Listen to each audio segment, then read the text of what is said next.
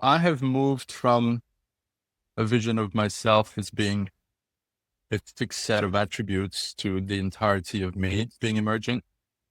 And I would extend that to say that, many people think personalities are fixed and we are fixed. And actually, I think we are all emergent. And it's really just a question of being present to that.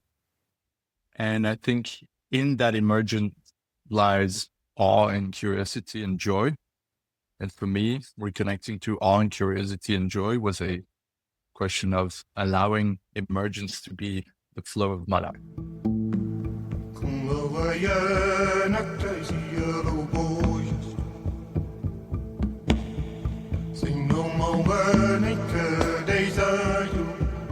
Hi, I'm Rudy, and this is Voices of Emergence. Together with my co-host Alex de Carvalho, we are delighted to welcome Fred Destin.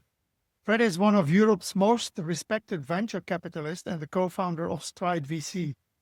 Over the last 2 decades, he has invested in some of Europe's most iconic startups, from Deliveroo to Zopla to PillPack. But Fred is known not only for spotting high-growth companies, he's also been a candid and thoughtful voice on the deeper questions of venture capital. The human cost of growth, the role of empathy and trust in founder relationships, and what it means to build companies that last.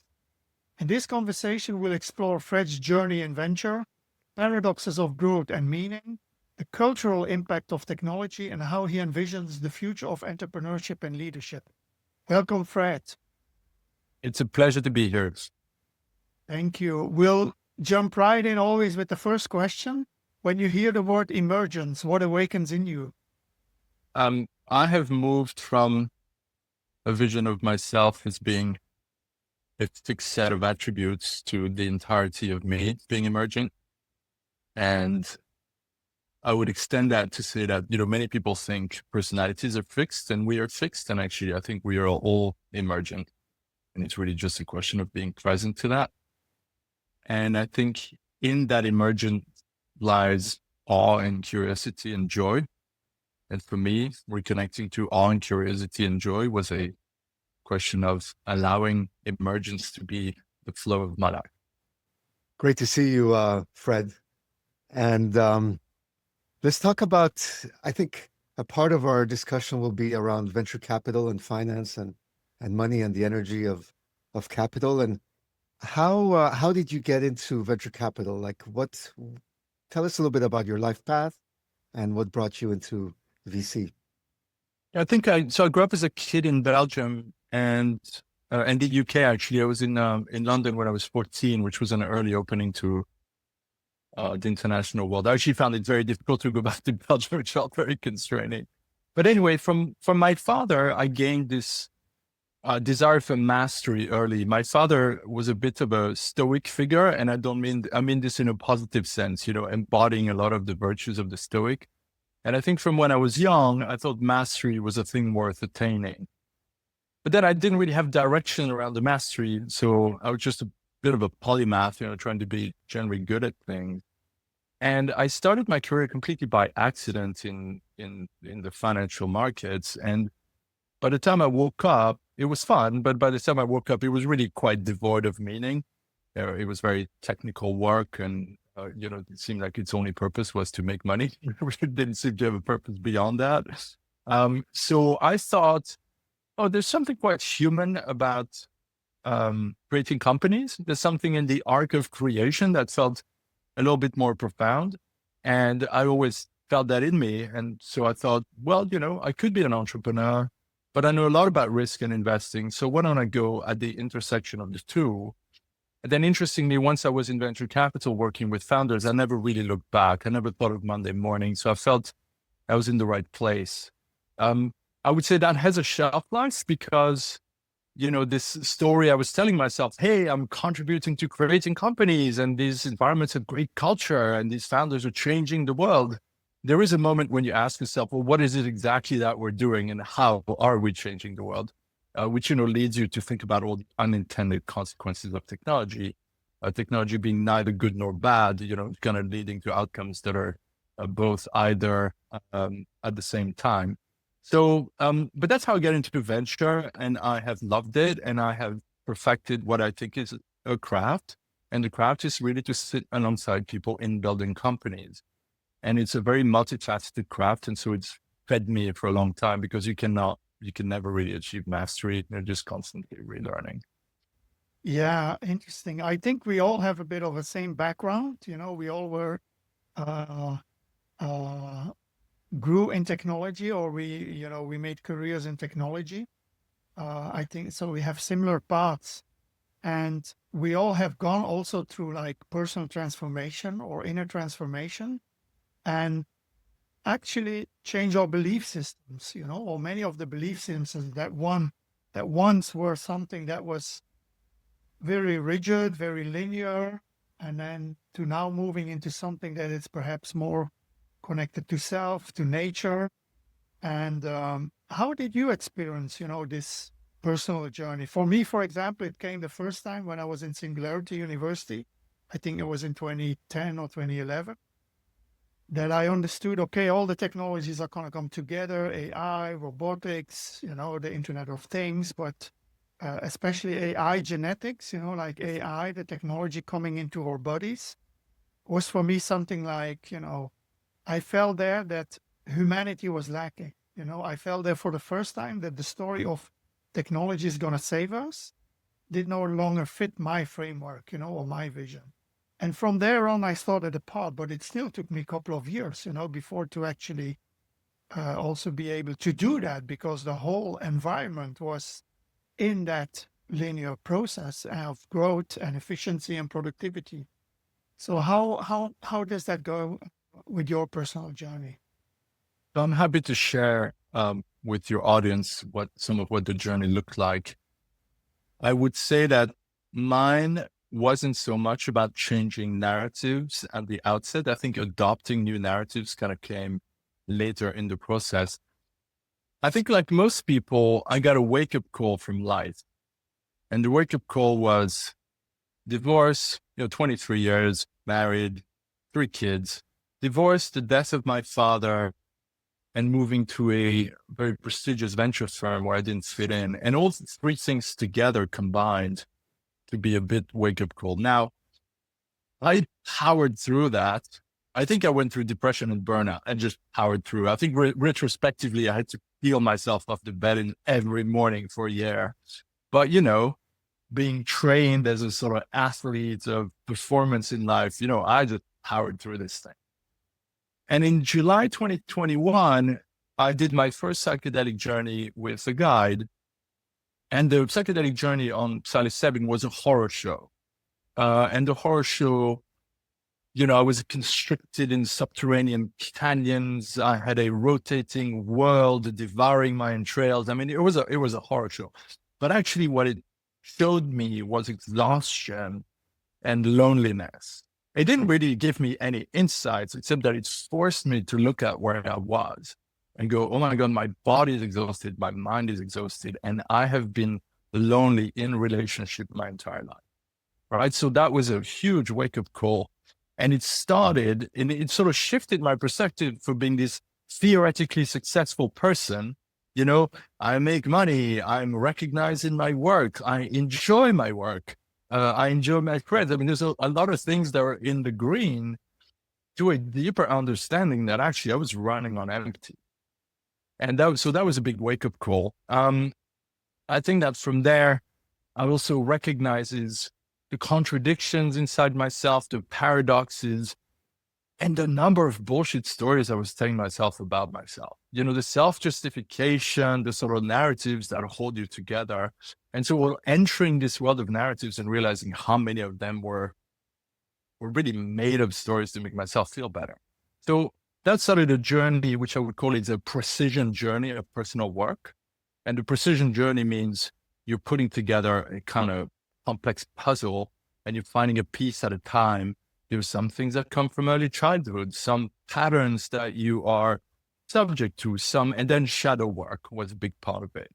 Because at some point you realize that the only way out of the pain is through the pain. We spend our life either, in Buddhist terms, grasping for pleasure or trying to push away suffering.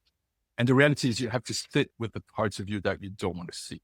You have to sit with the loneliness, and then you have to sit with your shadow, the part of you that lies, that manipulates.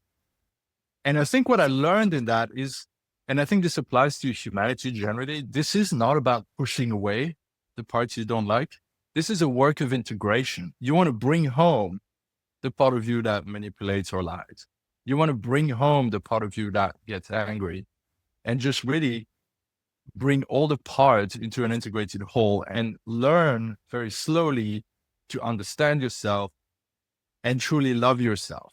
And there's a weird paradox, because as a Christian, I mean, I'm not a Christian believer, but I was raised Christian.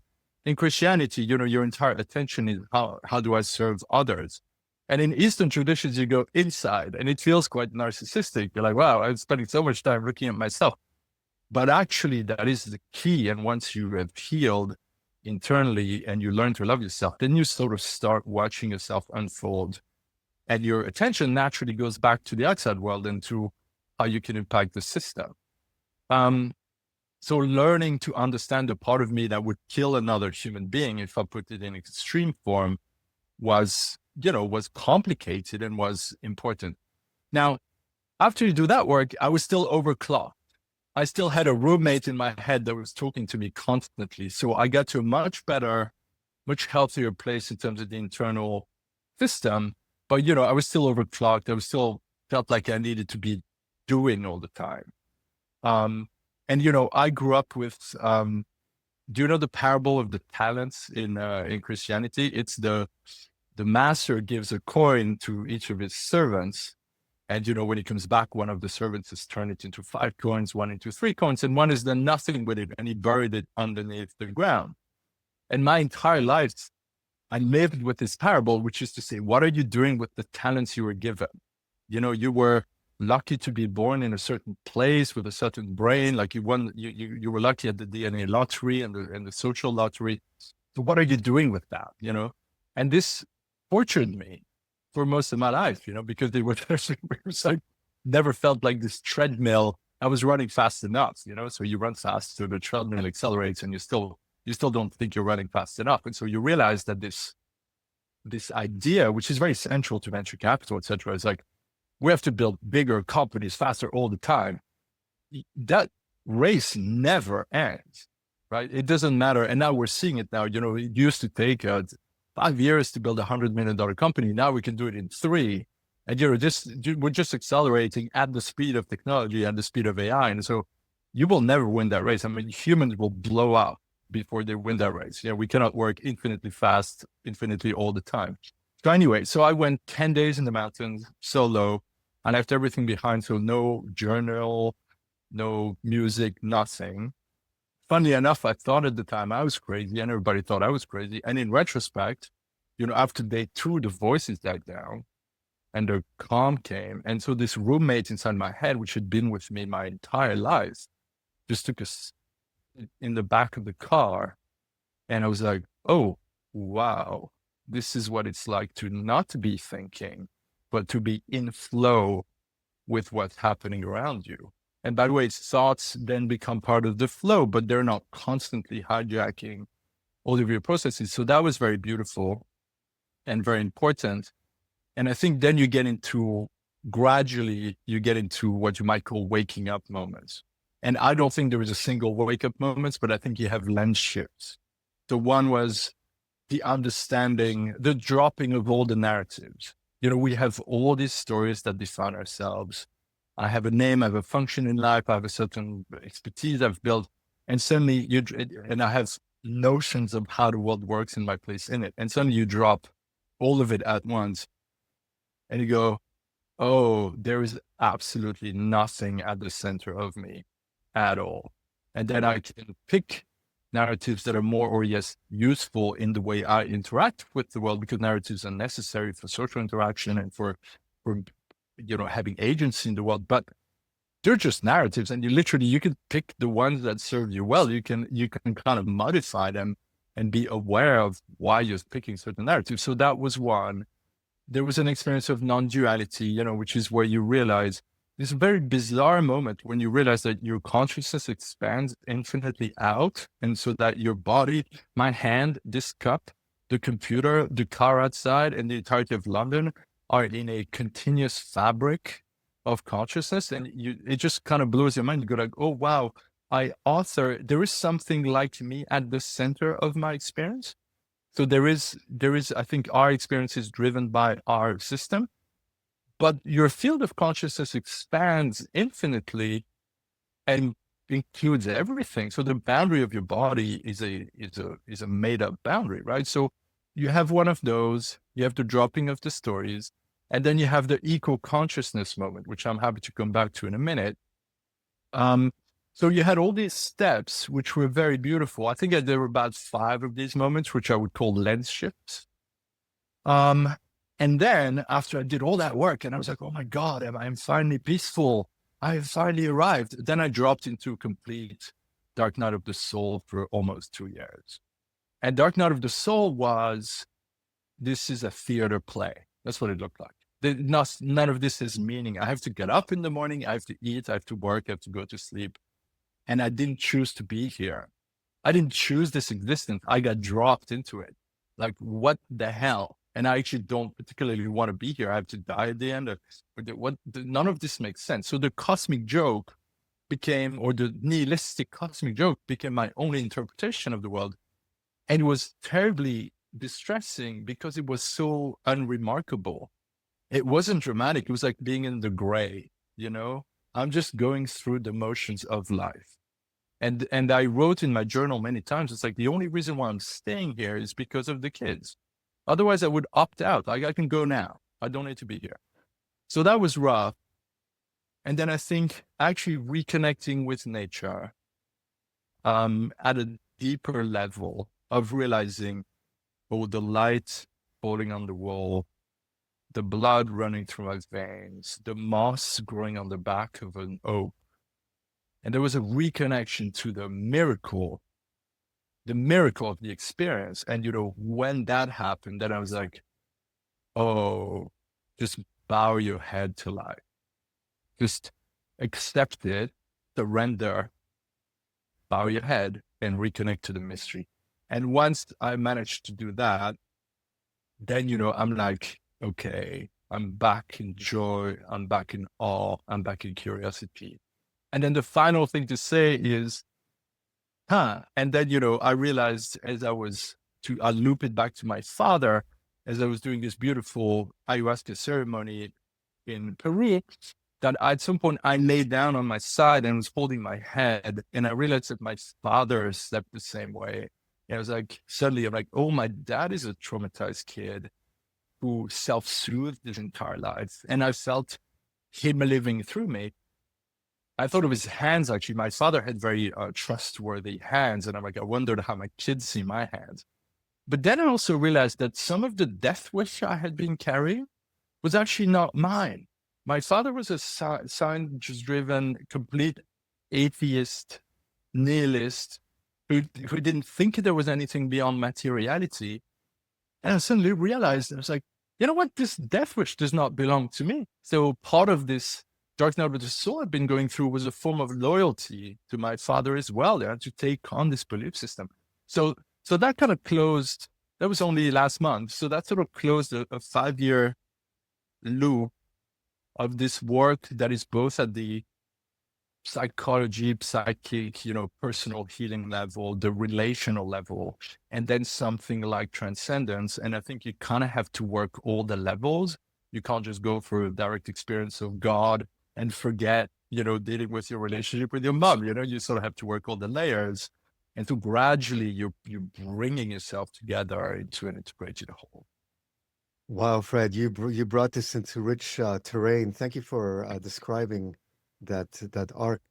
I call it the spell-breaking arc. We kind of break the spell that we have been living under, and we see with more clarity. And I relate to the vision quest. I mean, I've done a vision quest where I'm in the forest, and I felt productivity guilt. I felt guilty for taking 4 days to myself to be in the forest without doing anything. No work, no reading, no screens, but also no consuming. I was just there in the forest, with the stories in my head. And I felt guilty for doing that. Like, oh, I'm not being in any way a productive member of society. I'm not working and I'm not consuming. I am just here in the forest with myself. And I was wondering, well, why do I feel a productivity guilt? Where does that come from? Where does that programming come from? And of course, the dropping of the story. So I related a lot to the things you were saying. And I heard also that there's kind of like a unlearning, like a dropping of narratives, like becoming aware of the narratives, first of all, and then saying, wow, why am I carrying this with me? And then a dropping, like unlearning, like, oh, I don't actually need to carry that with me.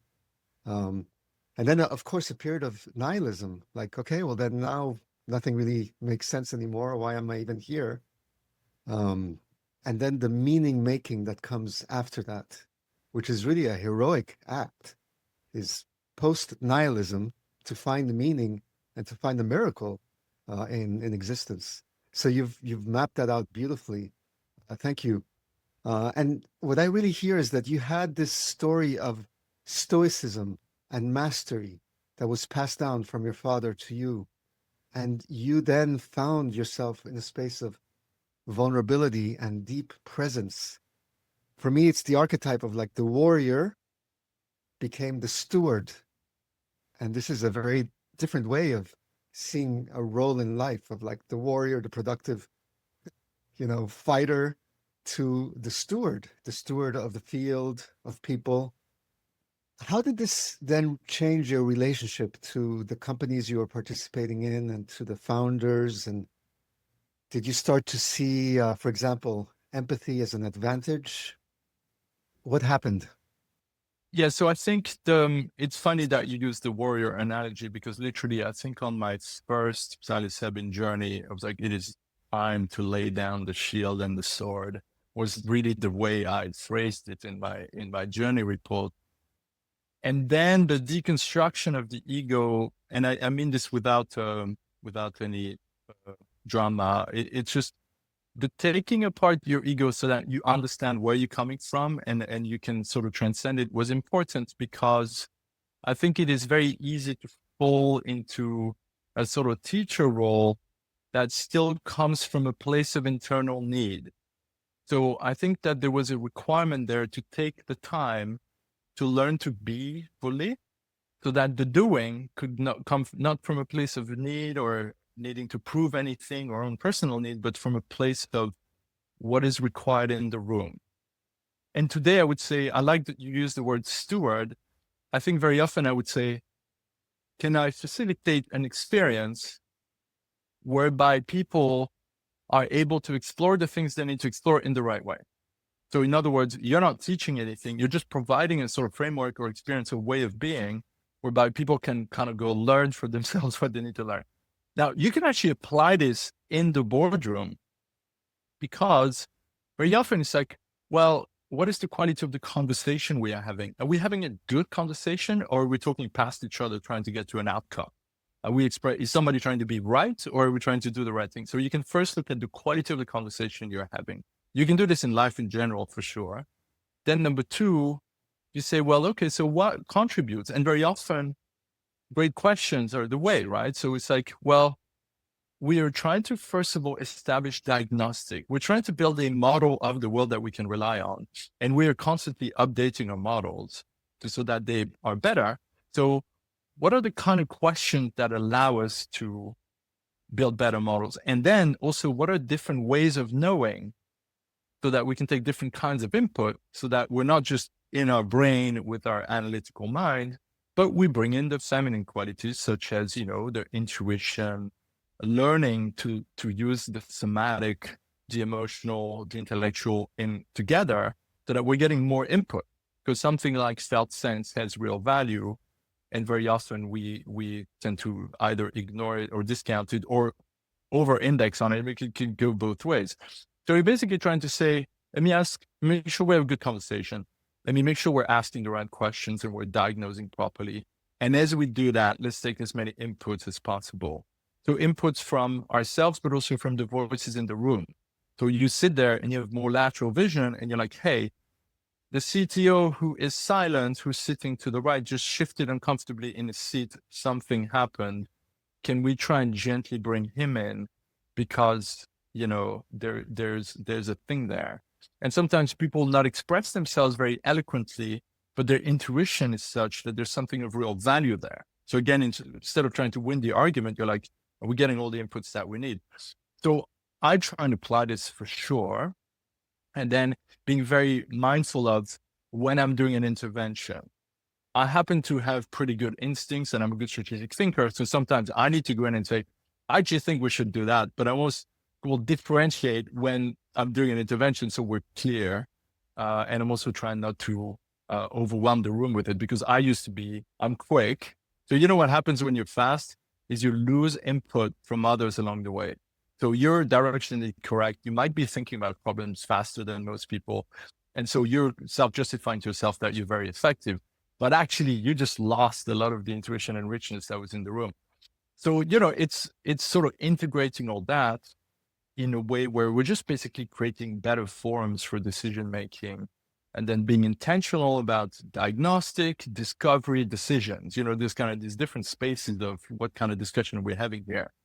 So I found it beautiful. It's also more fun because you have a lot less tension around it because the pressure to achieve is less. And you go like, you know what, within the collective intelligence of this room, the right decision will be made. And I may need to steer it a little bit at some point because people do get lost, but I can do this, it's possible to do this in a very light way where we're not destroying any of the fabric, the fabric of trust and truth. Because once we have trust, then we can have truth. And, I found a lot of these environments, boardrooms, etc., are low trust environments. And so it's very difficult to be in a place of truth together. Yeah, you described that really well, Fred. And this whole culture of being fast and all that, I remember also when, first time you go to Silicon Valley, when you come from Europe, it's like everybody's like zoom, zoom, zoom, zoom, zoom, and everybody's like trying to impress each other with how fast they can think and act. So, and now we're more moving to a culture where it's all about, slowing down, being in presence and actually, trying to sense also what is in the room or what can we create from the energy of that room, from these people. So how do you see that also? Do you see that evolving like within the system of VC, within the systems of technology, there are systems which are very masculine, very linear, and now we are moving more towards a lot of feminine energy, cyclical, unpredictable. Do you see that also, moving somewhere in VC funding or in investment? Or how is funding also, is that going to be part of funding that part towards this new world that we are trying to create or that many people are now connecting to? Or will it just stay in the old world of, control and being sure where I put my bets and returns and stuff like that? So there is no singular answer to this. Let me deal with the easy part first. A lot of money has moved into impact in some form, climate, etc., financial inclusion, etc. So we have seen a shift in capital being allocated towards that. Great. Now, to be a little bit contrarian, the vast majority of what I see is a sort of worsening of the traits that we had as an industry 10 years ago, right? So I think most of the technology industry has a sort of irrational belief in the goodness of tech and in the fact that tech will save us. In fact, the world is so complicated with the polycrisis plus the specific impact of technology, which adds on to that, which we can talk about, that, people have sort of said as a singular answer, AI will save us. This will be the hero moment that will make everything okay. Okay, so that's number one. Number two, we have terrible stories. Our mythical stories in technology are horrible, right? So the heroes that we worship, you take Elon Musk, the world's most exceptional entrepreneur probably in the history of mankind. And let's bow our head to him for what he's building. It's incredible. But he's also, somebody who is moving the goalposts on what is acceptable socially, politically, etc. And they have a systematic strategy of flooding the zone with absolutely terrible information as a way of almost distracting everybody algorithmically from what's really going on. So you have this post-truth, programmatic intervention to try and confuse everybody as to what game is really being played. I mean, we need an anti-memetic division like yesterday so we can actually go past the memes and understand what's actually happening. But the point being, the mythical stories that we hold within entrepreneurship are kind of horrible. Larry Ellison, who's the world's richest man now, is an unbelievably hard business guy who, when you look at his track record, the reason why he got to where he got to is because he crushed people in his wake. And then he's the richest and the second richest Elon. And so we're like, well, that's our pecking order. So we have the wrong stories. We are under a delusional belief that building very large companies very quickly and selling them is enough of an objective, and then we tack on a few things like nice culture and all that stuff. But, people still haven't understood that wealth changes nothing. People haven't understood that your identity, wherever you go, there you are, as John Kabat-Zinn said, whatever trauma you're bringing into your first entrepreneurial journey to drive you to demonstrate to dad that you could make it, when you sell your company for $1 billion or 3 or 5, you're still going to be there with the same issues, and you're probably going to feel quite empty, and you're going to be surrounded by sycophants who are around you for your money. So we have the wrong objectives, we have the wrong mythical stories, and then because of the acceleration of technology, we're trying to map to that. So the venture market is moving at insane speed, and everybody's like, well, it took them 4 days to do the deal. Before it would take 4 weeks, then it was a week, then it's 4 days. Now it's like, we did a deal in 4 hours. We took a helicopter from London to Reading, and we came into the room and we had a meeting and we signed the term sheet and we executed same day, in real time. And everybody's like, that's amazing, and we know where did the humans get to know each other and develop any kind of connection and know whether they're going to be good partners for 10 years. Or think when they're aligned on their vision of the world or any of that stuff, because, hey, we just got the deal done and we beat everybody else because we were so fast. So we're valuing speed. We call it conviction, but is it really?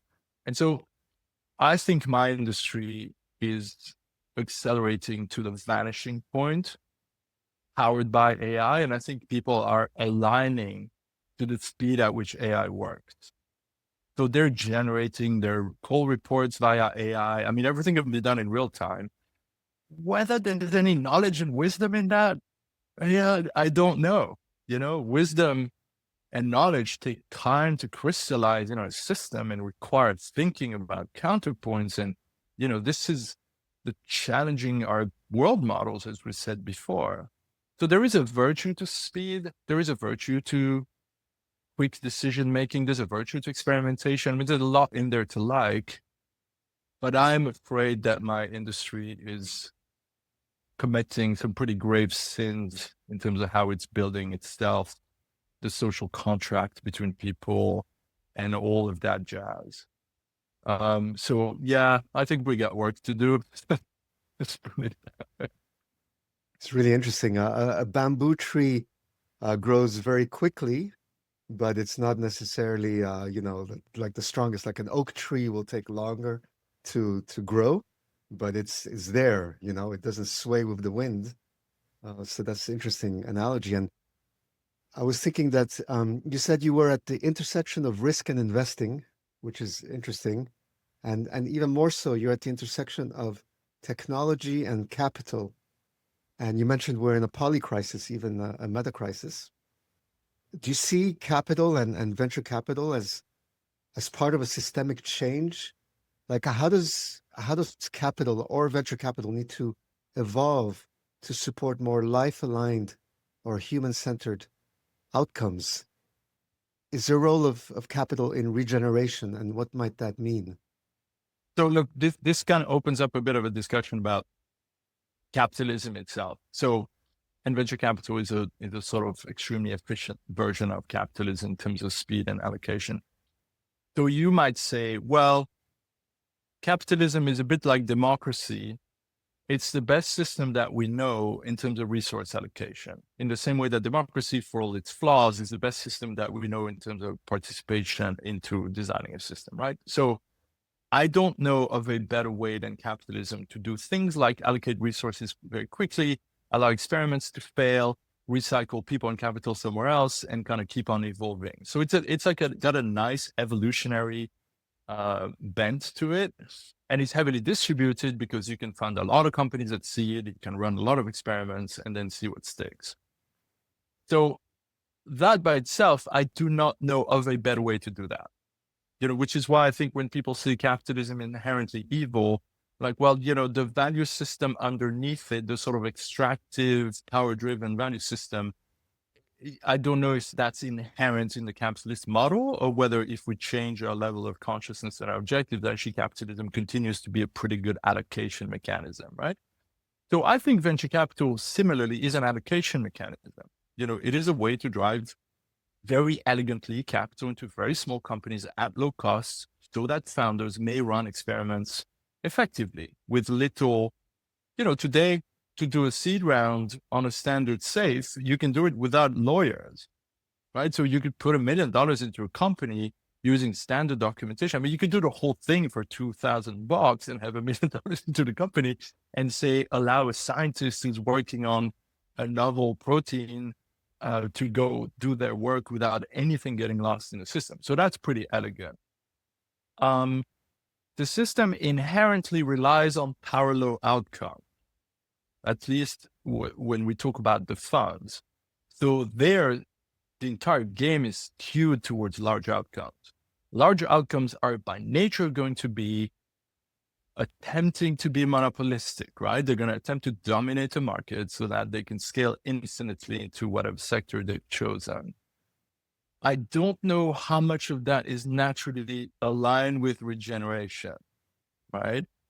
We have another issue, which is the initial founders and the initial investors can be very mission driven.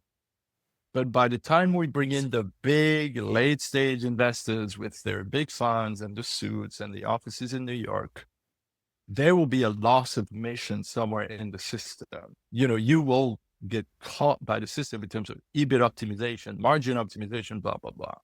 And so the question there of how do we allow, for example, the value distribution to be even? You might say, you know what, I will build a business that has a 20% margin because I will make sure that my suppliers are well paid. I'll make sure the quality of my product is high. This would be a great way of doing participative capitalism, to say, I'm taking enough of a share here. I mean, that does not happen in capitalist systems that are trying to maximize outcomes for investors, especially once you get that growth money in.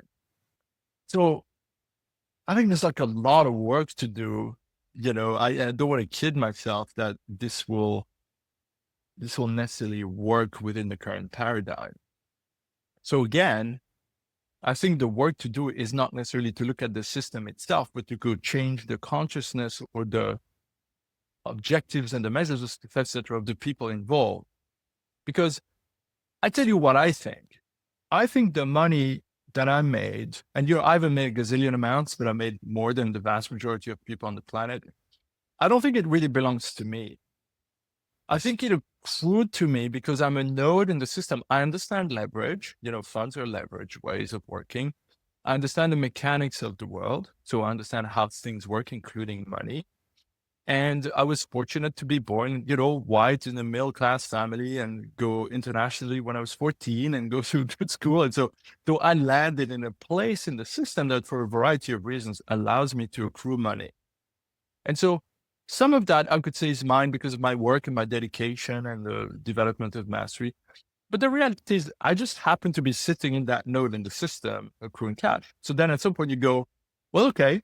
So then my job is to then personally allocate this back out to people who are not money accretive nodes, and it could be a poet who's writing about the beauty of the human experience, or it could be, right now I'm helping this family of healers in Peru to buy a new piece of land that is part of protected forest because they're one of the few crews that actually own their own center. The problem is the town is crept up and now they have neighbors with generators. So we're spending, it's not a ton of money. We're spending $12,000 to buy a bunch of hectares of land, and then there'll be more money to help them build a center. So it's a way of saying, okay, where do I distribute the cash back out in a way that's contributive?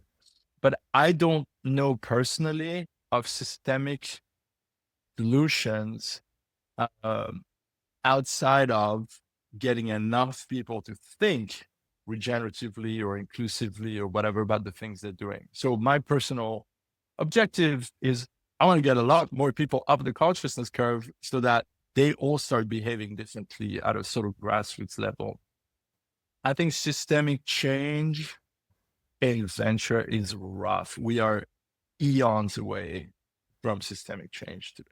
I think the entire system is stacked in such a way that it will take a generation plus to shift. And I think personally, we're heading for a highly disruptive event at the scale of humanity that will hit us before the system will change. It's kind of my personal belief. Yeah, I can resonate with that.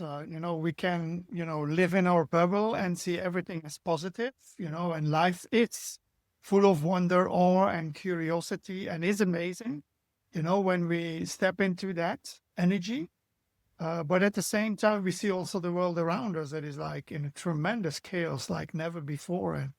And we know that this whole obsession with materialism is and totally unsustainable for our planet and humanity. And still we keep on going.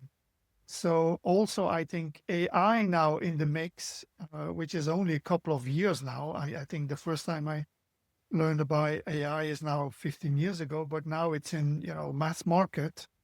And many people use it on a personal level in their relationships and all that to actually, when they have a problem in the relationship, they start querying AI, for solutions. So we get on an entirely different level of like what is going to be human interaction and how we think or how we perceive consciousness, from human to human or human to technology. So, and all that is accelerating, with this whole exponentiality of AI and all that. So how do you see the relationship of us humans, with AI or with technology? But because it's not going to just be, a conversation, it's going to be everywhere. It's going to be all around us in our devices, in our objects around us that are going to, communicate with us and know things about us.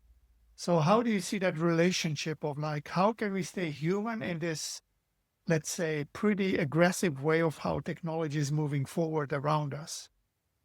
So if we paint a picture for a minute of where we're coming from, I think that so it's probably 2007, 2008, when the like and share buttons were introduced into Facebook and Twitter, and where we started to have large-scale algorithmic optimization. So we started moving to a field where the machine started taking our data and to try and drive behavior at scale. And what happens inherently, again, there doesn't need to be good or bad people. There's not sort of evil Kabbalah behind the scenes, but algorithmic optimization will drive towards either ecstasy or outrage, right? Because you're basically trying to elicit reactions. And so we started falling into a system where the algorithm slowly expands into every area of your life, and then it's trying to get you to react. So it's the colonization of our attention space. And if you think actually about the planet, part of the problem with the planet is we are running out of room. We're running out of space. There are fewer and fewer spaces that are truly wild. And then, of course, every time we go to them, we contribute to them being less wild. So, but, we're running out of space at a planetary level. I think we're also running out of space. The space of consumption is expanding into everything because consumption, it feeds, right? Like it generates revenue. And so it feeds. And so it keeps on growing. It's like by nature, it's like a cancer, right? Like it expands out. So one of my favorite things is to ask people, hey, do you meditate? And a lot of people meditate. It was like, well, do you use an app? And most people are like, oh, okay, so your meditation space itself is monetized. So you see this, that's expanding outwards forever. Now, we get to a place where it gets worse because now the algorithm is everywhere, and you don't really see, it's so multi-channel that it's a fabric around us. So I'll give you one example, and you start getting swallowed in it. So you try and react to misinformation online. You're amplifying the misinformation because you're driving more attention by the algo to the thing you're trying to call out. Or you put a message out that is a well thought out message to say something's unacceptable in whatever, the way Elon Musk communicated. So somebody somewhere will edit out 4 words, will then unleash a mob to come after you. And so your message will be turned around, you will be trolled, and you will yourself become news. So you get recycled, into driving more algorithmic engagement. Or you react to Israel-Palestine, depending on whatever the topic is that you want to be in. And, you're driving outrage or fear or sadness. And again, you're feeding the algorithm. So the thing is like a multifaceted, it's a fractal, and we're living in it. And, I uninstalled all the socials off my phone, blah, blah, blah. The algorithm finds its way in. There are some built-in functions where it's driving articles to me on the front page. And every now and then there's something I click on and I'm like, damn, you're good. So we live in that. It's like in H.P. Lovecraft, there's this underground creature called Cthulhu, and it's sort of it gives a sense of dread to everybody. It's a sort of monster you never see. So I'm like, so we have Cthulhu going on. And then the machine is such. So the other analogy is Moloch. Moloch is the Etruscan god that eats its own children. It's like, we are getting consumed by the machine almost no matter which way we interact with it. So, it is extremely concerning that we have no space of freedom or agency in this thing. Now, on the other hand, AI is the best tool of agency ever created by mankind. A 19-year-old today can start a company and say, fuck you to his abusive parents and become financially independent and build something. It's crazy. The advice you're getting from AI in the relational space is probably better than the advice you get from most of your friends, because people usually give very shit advice. So actually, that advice is probably better as long as you don't outsource your thinking to it and you realize that it's mirroring you and you realize that there's not another human who's trying to keep you honest. You're talking to a machine that is sycophantic and kind of feeding your own delusion. So I think overall, I'm looking at this thing going, wow, we need to get back to a place of freedom, liberation from addiction. I mean, this thing is all about attention capture. And we need to get back to a place of discernment. And discernment requires slowing down. So you have to move slowly. You have to reject technological speed. You have to move slowly and you have to return back to wisdom. So in your Buddhist terms, if you get transformation, liberation, and wisdom, then you will understand appropriate action in the world. Then we're in a good spot. Because in that framework, you sort of get ethics for free. You don't need ethics to be given to you by religion. It's like, if I understand I'm part of a system and I act with wisdom and I come from a place of love, then everything's okay. Like moral ambition, you will get for free. There is no effort required. It's the only way to be, right? So how many people can we bring to a place where a form of moral ambition is the only way to be? Because you understand you're part of the system. And you understand that when you die, all your possessions will be taken away and all your human connections will be taken away and you will move on. And so you just go like, oh, wait, I am borrowing life's resources as I move through. And the same is true of nature. I'm not anything other than a carbon life form like the trees and like everything around me. And I'm flowing through this environment. And it's really a question of what do I leave behind? Do I leave a garden or do I leave a parking lot? And that is why I think meaning of life, by the way, is a difficult question. I don't think there's an answer to it, but meaning in life is a much easier question. Since I'm on this journey of being a human being through, 80 years worth, if I'm lucky, 80 years worth of this experience of consciousness, what's meaningful within that journey that I can do? What are things that are more appropriate or more conducive to beauty or more conducive to grace or more conducive to love versus other things? And there is nothing that I need to do. I don't need purpose per se. Nobody asks a tree what its purpose is. The tree is just there. The oak grows. And by virtue of growing, it provides shade, and moss grows on its back. And so nobody's asking ever a tree what its purpose is. It's just got purpose by virtue of being here.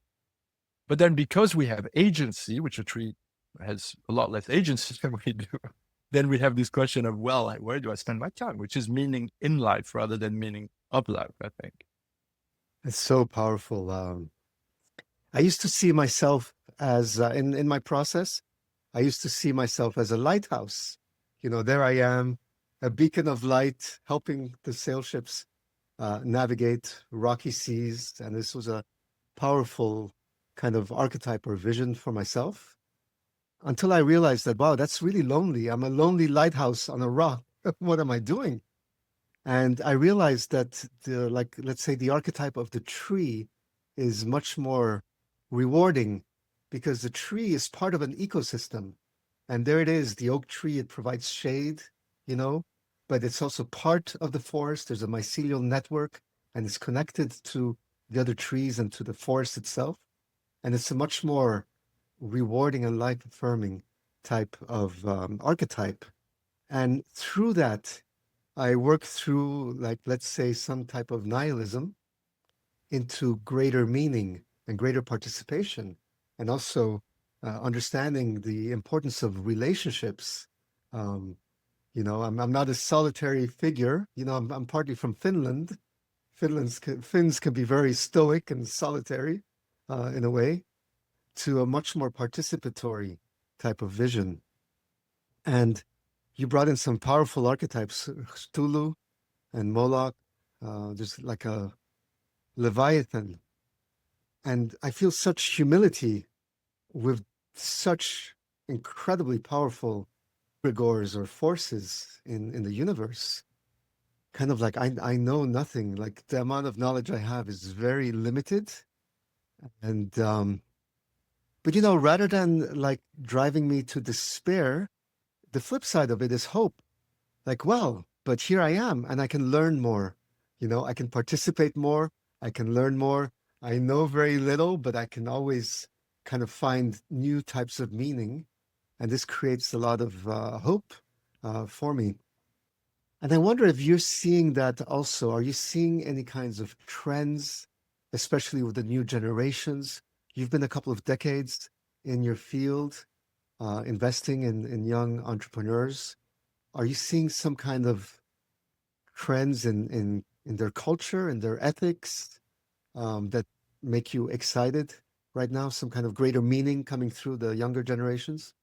So I would say that for me, the biggest ray of light in all this unbelievable drama and sort of sense of the last days of Rome that we're going through now is to see the younger generation, their relationship to technology is a lot healthier, provided they don't fall into this constant irony. But they view technology much more as a tool and with a little bit of distance than a lot of people our age. I mean, I find it interesting that the worst offenders in terms of unhealthy relationship to tech are probably 35 to 50-year-olds, if we're honest. I mean, there's kind of, whereas the younger generation is a lot more, they're a lot more aware of the limitations of the system, the social games that are being played. I mean, they fudge the algos, they're much more meta in their use of tech than we are. And then I do think that there is a feeling of enough already that is permeating through that generation. So I'm seeing a lot of kids are vegetarian, a lot of kids are systematically buying their clothing on Vinted and through, everything secondhand. I see them really questioning, or no, I don't even question, they just do it as a matter of course. It is part of how they operate. They don't drink. They live very clean lives. they are very sophisticated and they're incredibly sophisticated in their capacity to relate to each other. I mean, this sort of relationship tools that they have compared to us growing up, which is absolutely mind-blowing. So there's a lot there that's encouraging in terms of emotional intelligence, metacognition, etc. that, I don't think my generation was anywhere near that level of awareness. Now, on the flip side, the level of anxiety, there's a hardening of people. There's both a softening, but there's also a hardening. You can see both things happening. But, this kind of nihilism is getting to everybody. And, we can take Charlie Kirk for a split second. The number of 18 to 25-year-olds who thought he had it coming and will just verbalize it is staggering, right? So there's a very deep desensitization because nobody can take that level of exposure to pain all the time and stay, you either will collapse or you will desensitize. So I think that they're exemplifying the complexity of our world. Their future is very uncertain, but I would say that a lot of entrepreneurs and young people in general, I feel have a higher sense of moral ambition. I feel have a higher sense of mission, and then I'm much more aware of the world as it works than I think we were at the same age. So therein lies the big hope. And I think we now have to, again, we need new narratives. This is where we get back to, we've talked about dropping the narratives and living beyond, the known, beyond the mind. But actually for society, I mean, we desperately need new narratives to come through. And for the narratives to not be stuck in micro communities, but be narratives that people can espouse that are broader. And I think there's a tension here between people need to make money and ensure their safety and survival, etc. So this is dramatic, especially in the US, right, where subsistence and safety are important. And so that creates an insane amount of tension. But then, so I don't know how we resolve that tension, but then give them narratives of more ambition that are richer than the sort of things we have lived with for the last 20 to 30 years. Beautiful. So yeah, I think we are nearly by the hour. So I feel that we can keep on going for another couple of questions if we want to, but we're gonna stop here. We can always invite you again. But as a last question, what do you sense is dying in the world right now, and what is being born? Or in other words, if you had one seed, that you could plan for, for the future of your children, your future grandchildren, and the world, what would it be? Look, I think we are heading into a lot of suffering. And I don't say this with particular negativity. I say this as, I think, it's a rational an assessment of the world as I can make it. And hence, for me, developing the capacity to work through suffering, pain will come, but to work through suffering to places of sort of freedom, internal freedom and peace is kind of where I would like most of my work to go. Because, I think there's a lot that's dying in the world, and I don't think it's going to get better. And I think we have to look with open eyes at that and say, well, how can we be ready with equanimity and compassion? And then think about every one of our actions being a contribution to something positive. Every time we hit the like or a reply to a comment, is like, what are we putting out in the world? This very energetic flow that is very negative today. And it's like, let's just be energetically positive in all that we do and contribute that. And look, I do see that spreading, and it's beautiful to see, and there's more and more of it. But I think even in those spaces, we have to watch judgment. We have to watch that we do not think that we are better than, that we know what the light looks like in the face of darkness, that we remain very, very humble before God, if that makes sense, or very humble before the mystery and the not knowing. So I think what's dying in the world, I think a lot is dying. I think the human race is at risk of wiping 80% of itself out. I don't think we'll all go, but I think we are looking at some pretty decent probability dramatic scenarios. And what is being born is a sense of unity that transcends borders and that I can feel coming. And, we are not about nation states. We're not about whether you're American or European and all these tired narratives. We are starting to think systemically. And I see a lot of that happening. I'm like, okay, amen. Can we please move beyond adolescence and think like adults about system-wide problems and solutions?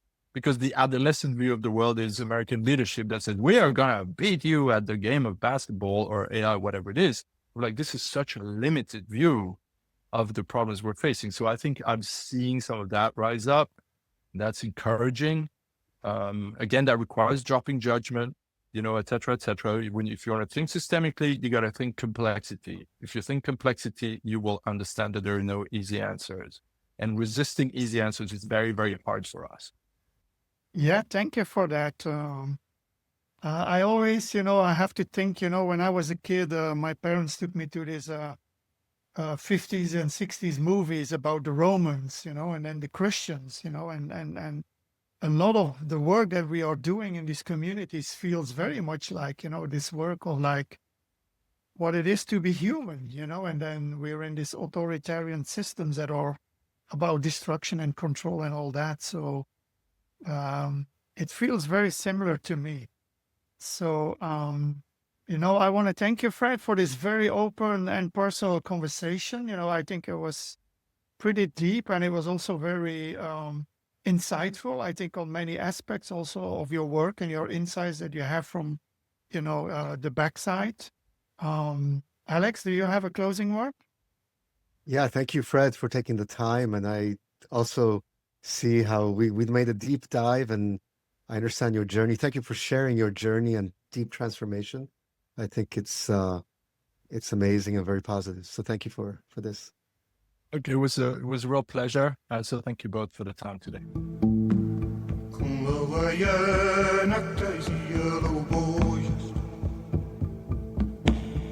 Sing no more,